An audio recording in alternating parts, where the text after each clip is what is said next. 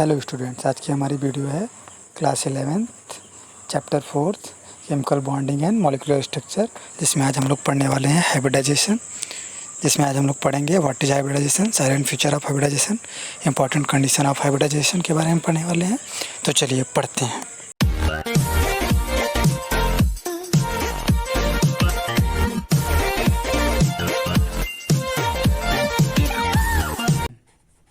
क्या है hybridisation?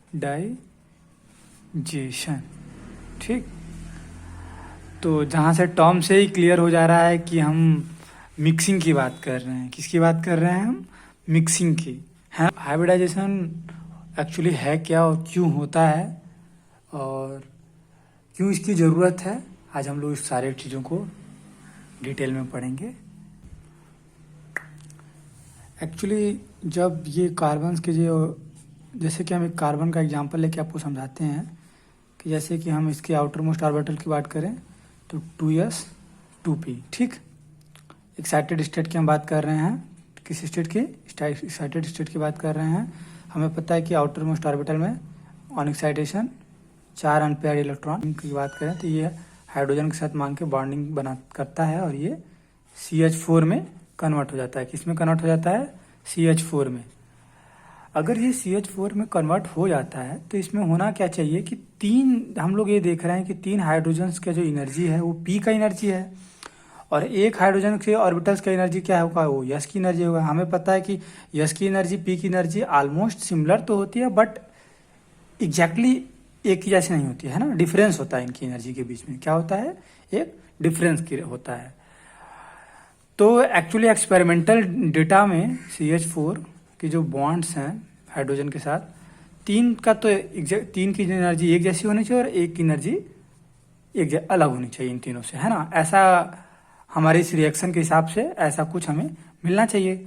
But actual में क्या होता है, जब हम एक्सपेरिमेंटल डाटा के साथ इसको मैच करते हैं तो हम पाते क्या है कि सारे ही जिसमें जो बॉन्ड्स हैं वो एक इक्वेलेंट एनर्जी के हैं। क्या है? इक्वेलेंट एनर्जी के हैं। तो भाई तब फिर इस चीज को इस कॉन्सेप्ट को एक्सप्लेन करने के लिए इस जो एक्सपेरिमेंटल जो रिजल्ट आया है जो कि हमारे थ्योरेटिकल कॉन्सेप्ट से मैच नहीं कर रहा है, तो इस बीच हुआ क्या, तो इस चीज को एक्सप्लेन करने के लिए एक नया कॉन्सेप्ट आता है, हाइब्रिडाइजेशन। क्या आता है? हाइब्रिडाइजेशन। ठीक है। एक्चुअली हाइब्रिडाइजेशन में क्या होता है कि रिएक्शन में जाने से पहले ही यहाँ पे मिक्सिंग ऑफ ऑर्बिटल होती है। क्या होती है? Mixing of orbital. यहाँ पे चलिए हम लोग देखते हैं, ये S है और ये P है। क्या होता है? 2s 2p। ठीक, क्या होता है? हाइब्रिडाइजेशन में जाके sp3 बना लेते हैं। अब इसमें होता क्या है कि सारे इक्वेलेंट एनर्जी के होते हैं और इक्वेलेंट शेप के होते हैं। अब अगर बॉन्ड का फॉर्मेशन होगा H से, अगर हम बात करें तो अब यहाँ पे क्या होगा, जो CH4 है ये सारे बॉन्ड्स जो होंगे इसके क्या होंगे? इक्वेलेंट एनर्जी के होंगे। क्या होंगे? इक्वेलेंट एनर्जी के। क्यों होंगे? ये हम लोग एक्सप्लेन कर लिया कि कैसे होंगे। हम लोगों ने ये तो एक्सप्लेन कर लिया कि जब हम एक्सपेरिमेंटल डेटा से मैच कराते हैं तो हम पाते हैं कि सारे जो बॉन्ड्स हैं कार्बन के वो इक्विवेलेंट एनर्जी के हैं। पर एक्चुअल में क्या है कि एक यहाँ पे डिफरेंस है 2s और 2p के बीच, जो कि यहाँ पे नहीं मिल रहा है। इसका मतलब इससे बॉन्डिंग में जाने से पहले यहाँ पे एक फिनोमिना हुआ होगा। क्या होगा? उसका नाम है हाइब्रिडाइजेशन। ये तो हमें समझ में आएगा कि ये चीज होती क्या है। सारे बॉन्ड्स के इक्विवेलेंट एनर्जी को बताने के लिए कॉन्सेप्ट हाइब्रिडाइजेशन आया और इसने एक्सप्लेन किया। ठीक है, ये होता कैसे है ये तो हमें समझ में आ गया, पर ये क्यों होता है? वाई मतलब क्यों जरूरी है कि मतलब कि ये हो ही रहा है इस रिएक्शन के अंदर। जब हमारा बॉन्ड फॉर्मेशन हो रहा है तो ये हाइब्रिडाइजेशन में जा ही रहा है। इसकी जरूरत क्या है? एक्चुअली हम लोग इसको भी थोड़ा सा समझ लेते हैं, फिर थोड़ा बाद में और डिस्कस कर लेंगे थोड़ा डिटेल में, है ना।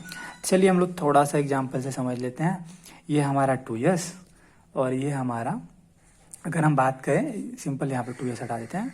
अगर हम यस की बात करें और ये P की बात करें, है ना, तो चलिए यस और P है और ये हाइब्रिडाइज होके क्या बना रहा है?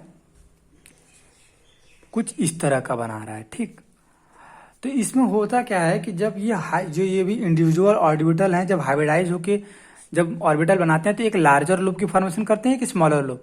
और हमें पता है कि लार्जर लूप्स क्या होता है, वो बॉन्डिंग में जाता है। क्या होता है बॉन्डिंग का फॉर्मेशन जाता है, बॉन्डिंग में जाता है। तो जब बॉन्ड का फॉर्मेशन करता है तो ये लार्जर जो लोब है वो स्ट्रॉन्ग बॉन्ड की फॉर्मेशन करता है। क्या करता है? स्ट्रॉन्ग बॉन्ड्स की फॉर्मेशन करता है। क्यों स्ट्रॉन्ग बॉन्ड? क्योंकि नॉर्मल सी बात है, लार्जर लोब है तो ज़्यादा से ओवरलैप करेगा। जितना ज़्यादा ओवरलैप होगा, हम लोग को बॉन्डिंग में पता है कि उतना ज़्यादा स्ट्रॉन्ग बॉन्ड बनेगा, है ना। तो यहाँ पे इंडिविजुअल दोनों लोब से ये बड़ा लोब है, इसलिए बड़ा स्ट्रॉन्ग बॉन्ड फॉर्मेशन करेगा क्योंकि लार्जर ओवरलैप होगा। तो लार्जर ओवरलैप होगा, स्ट्रॉन्ग बॉन्ड होगा, तो नेचर में हर स्ट्रॉन्ग स्टेबल चीज़ों की ज़्यादा फॉर्मेशन होती है। हम लोग शुरू से ही पढ़ते आए हैं कि नेचर फेवर करता है, स्टेबल चीज़ों को ज़्यादा फेवर करता है ना। तो हम लोग ये बात हम लोग को पहले से ही पता है, जिस वजह से हाइब्रिडाइजेशन में जाती हैं चीज़ें। ठीक है, क्योंकि ये स्टेबिलिटी इसकी ज़्यादा होती है ऑन हाइब्रिडाइजेशन। शेप, एनर्जी सब कुछ इक्वल हो जाता है हाइब्रिडाइजेशन के बाद। तो ये तो थोड़ा सा था इंट्रोडक्शन, ब्रीफ इंट्रोडक्शन। चलिए हम लोग थोड़ा सा इसको एक बार देख लेते हैं।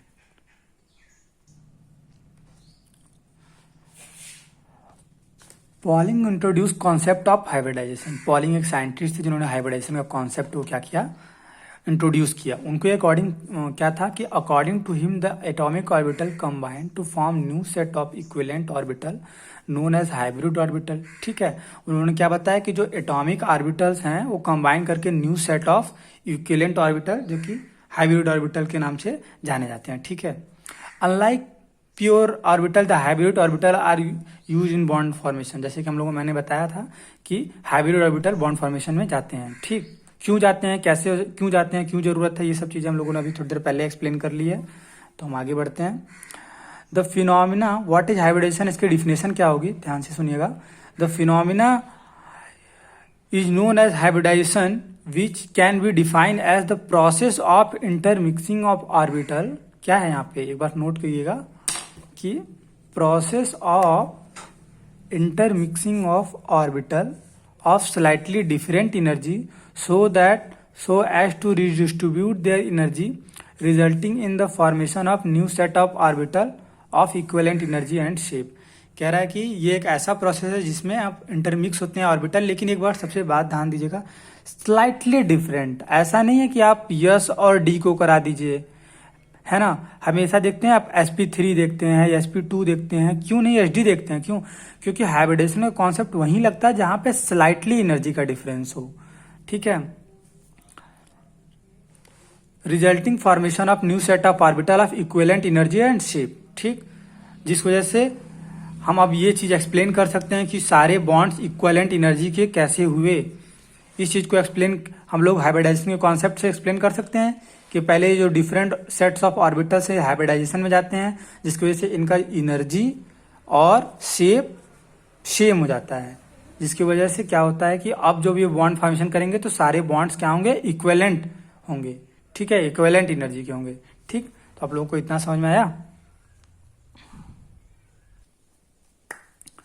नेक्स्ट देखते हैं साइलेंट फीचर ऑफ हाइब्रिडाइजेशन, कि कौन कौन से ऐसे साइलेंट फीचर है हाइब्रिडाइजेशन में। चलिए हम लोग उसको देखते हैं वन बाय वन करके, ध्यान से इसको देखिएगा आप लोग।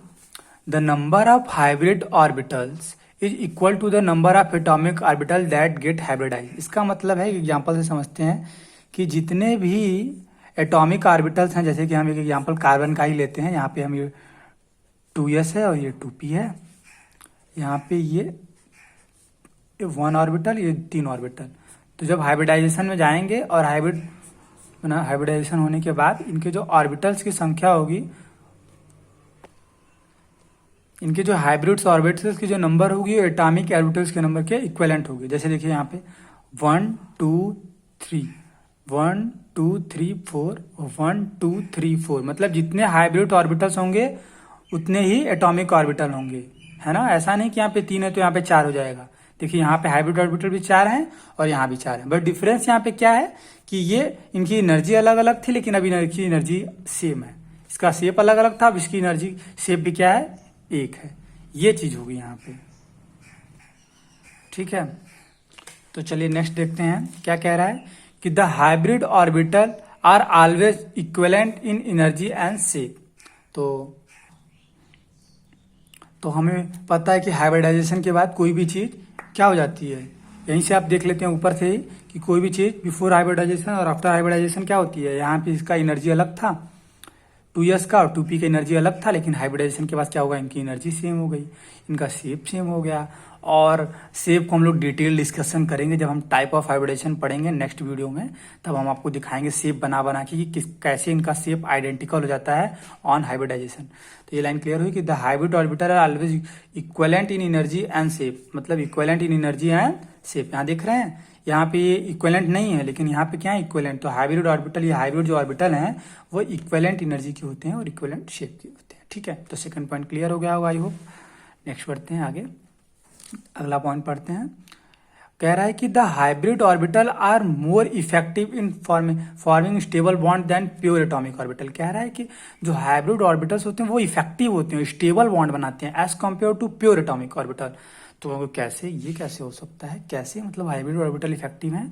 तो चलिए हम इसको एक बार फिर से देख लेते हैं। ये है देखिए s ऑर्बिटल और ये है कि p ऑर्बिटल। ठीक है, जब हाइब्रिडाइजेशन होता है और जब ये हाइब्रिड ऑर्बिटल बनाते हैं, तो इनका जब हाइब्रिड ऑर्बिटल बनता है तो यहाँ पे हम लोग ये देखते हैं कि दो लोब्स का फॉर्मेशन होता है, एक लार्जर लोब का फॉर्मेशन होता है और एक स्मॉलर लोब। और हमें पता है कि लार्जर लोब बॉन्डिंग में जाता है और लार्जर लोब बॉन्डिंग में जाता है और वो स्ट्रॉन्ग बॉन्ड बनाता है as compare to atomic orbital, because ये इन दोनों इंडिविजुअल एटॉमिक ऑर्बिटल से एक बड़ा लोब है।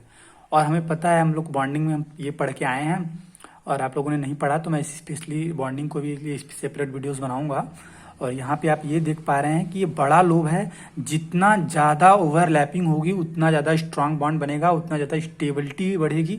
और नेचर में हम लोगों को ये तो पता ही है कि स्टेबिलिटी के लिए ही सब कुछ होता है, हर चीज़ स्टेबल रहना चाहती है, और जो जितना ज़्यादा स्टेबल होगी उसी तरफ चीज़ें ज़्यादा आगे बढ़ती हैं, है ना, उसी की तरफ डायरेक्शन में बढ़ती हैं। तो क्यों हाइब्रिडाइजेशन होता है, ये चीज़ आपको यहाँ से क्लियर होगी कि strong bond, main reason of hybridization is क्या, स्ट्रांग बॉन्ड फॉर्मेशन। और यहाँ पे ऐसा इंडिविजुअल में देखिए उतना स्ट्रांग बॉन्ड नहीं था, क्योंकि इसके लार्जर लोब्स की वजह से ओवरलैपिंग अच्छी हुई और इसलिए स्ट्रांग बॉन्ड। हाइब्रिडाइजेशन का कॉन्सेप्ट तो हमको समझ में आ गया कि इक्विवेलेंट नेचर को शो करने के लिए इक्वल बॉन्ड कैसे हो गया, मतलब यहाँ पे डिफरेंट एनर्जी होने के कारण भी इक्वल वहाँ पे कैसे हो गया। तो इस चीज़ को एक्सप्लेन किया कि भाई हाइब्रिडाइजेशन का कॉन्सेप्ट है जहाँ पे इंटरमिक्सिंग ऑफ ऑर्बिटल्स हुए और वो इक्वल हाइब्रिड ऑर्बिटल बनाए। ये चीज़ तो समझ में आ गया, लेकिन क्यों हुआ ही क्यों, ये ऐसा चीज़ आया ही क्यों, जरूरत ही क्या थी, इन्हीं से क्यों नहीं हम लोग काम चला लेते। एक्चुअली हुआ क्या कि यहाँ पे लार्जर लोब का जब फॉर्मेशन हुआ बेसिकली, तो लार्जर लोब का कॉन्सेप्ट है कि जितना ज़्यादा बड़ा लोब होगा उतना ज़्यादा ओवरलैपिंग होगा और उतना स्ट्रांग बॉन्ड फॉर्मेशन होगा और उतना स्टेबल बॉन्ड बनेगा। ठीक है, तो आई होप करता हूँ कि आपको इतना तो समझ में आ गया होगा कि एक हाइब्रिड ऑर्बिटल होता है, उसका डायरेक्टेड होता है स्पेस में, कुछ इस तरीके से डायरेक्टेड होता है कि उसका रिपल्सन कम से कम आए। नॉर्मल सी बात है, हम लोग को ये पता है कि जितना कम रिपल्सन होगा उतना वो स्टेबल होगा, है ना। तो वो कुछ अपने डायरेक्शन को अपने स्पेस में कुछ इस तरीके से सेट करके रखते हैं कि मिनिमम रिपल्सन आए, जिसकी वजह से क्या हो, स्टेबल अरेंजमेंट हो। क्या हो, सबसे बड़ी बात है स्टेबल अरेंजमेंट। मिनिमम रिपल्सन से स्टेबिलिटी बढ़ती है, क्योंकि जितना ज़्यादा रिपल्सन कम होगा उतना ज़्यादा स्टेबल होगा वो कंपाउंड, वो हाइब्रिडाइजेशन, वो हाइब्रिड ऑर्बिटल का जो प्रॉपर जो शेप उधर है।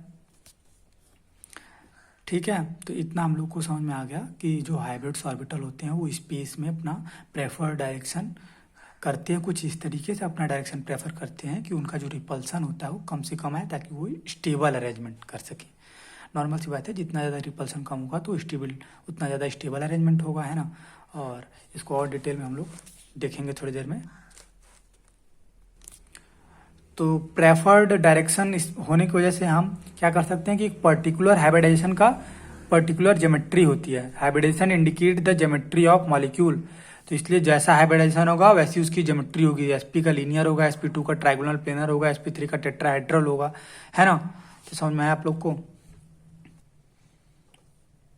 इंपॉर्टेंट कंडीशंस ऑफ हाइब्रिडाइजेशन, चलिए देख लेते हैं इसको। Orbital present in valence shell of the atom are hybridize, means कि जो ऑर्बिटल्स होते हैं हमें पता है कि बस जो वैलेंस शेल के ऑर्बिटल होते हैं वही हाइब्रिडाइज होते हैं, ऐसा नहीं है। यहाँ पे तो बहुत तरह के ऑर्बिटल्स हैं, हमें पता है कि जो वैलेंस शेल होते हैं, आउटर मोस्ट शेल को पता है ना, उसी को वैलेंस शेल कहते हैं, आउटर मोस्ट ऑर्बिटल। ऐसे ऑर्बिटल जो रिएक्शन में पार्टिसिपेट करते हैं उन्हीं वही वैलेंस शेल कहलाते हैं, और वही ऑर्बिटल ही हाइब्रिडाइजेशन में जाते हैं। ये बात आप लोग नोट कर लीजिएगा।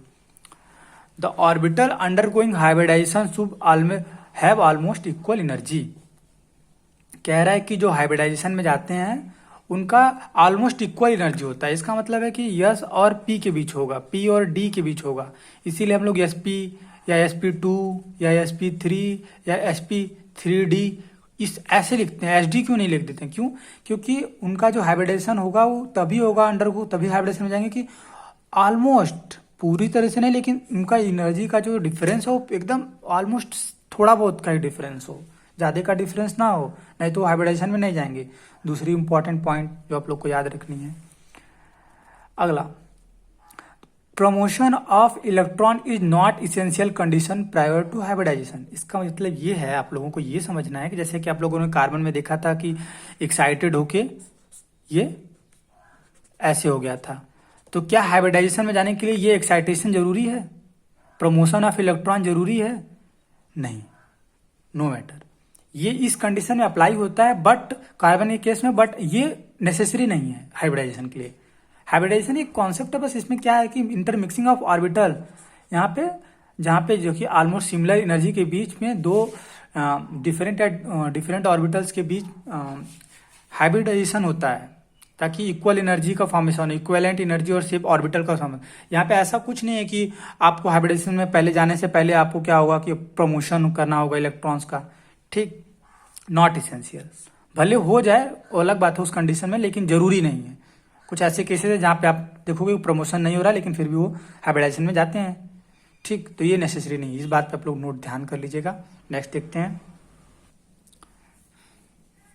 इसमें ये कह रहा है कि जरूरी नहीं है। नेक्स्ट पॉइंट हम लोग देखते हैं कि it is not necessary that only half filled orbital participate in hybridization. यहाँ पे आप लोगों ने देखा था कि हाफ फील्ड है। In some cases even filled orbital valence shell take part in hybridization. कह रहा है ऐसा मत आप लोग बना सोच लीजिएगा कि हमेशा हाफ फील्ड ही हाइब्रिडाइजेशन में जाते हैं, ऐसा कुछ नहीं है, ठीक।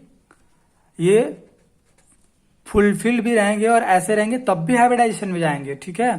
तो ये नेसेसरी नहीं है कि हाफ फील्ड ऑर्बिटल्स ही पार्टिसिपेट करते हैं हाइब्रिडाइजेशन में, ऐसा कुछ भी नहीं है, ठीक है। Even filled orbital valence shell take part in hybridization. तो ये था। नेक्स्ट वीडियोस में हम लोग क्या पढ़ेंगे, टाइप्स ऑफ हाइब्रिडाइजेशन के बारे में, और कैसे हम हाइब्रिडाइजेशन निकालें, है ना, ताकि एग्जाम में आप लोग किसी भी मॉलिक्यूल को देखते हैं उसका हाइब्रिडाइजेशन प्रिडिक्ट कर दो। क्या प्रिडिक्ट कर दो? हाइब्रिडाइजेशन। तो नेक्स्ट वीडियो में आप लोग को मैं हाइब्रिडाइजेशन निकालने सिखाऊंगा बहुत सारे एग्जांपल्स के साथ, और साथ में हम लोग ये भी डिस्कस करेंगे types of hybridization. Next video में मैं ये कोशिश करूंगा कि दोनों चीज इंक्लूड करूं, टाइप्स ऑफ हाइब्रिडाइजेशन, ठीक है। तो चलिए मिलते हैं नेक्स्ट वीडियो में। Thank you very much.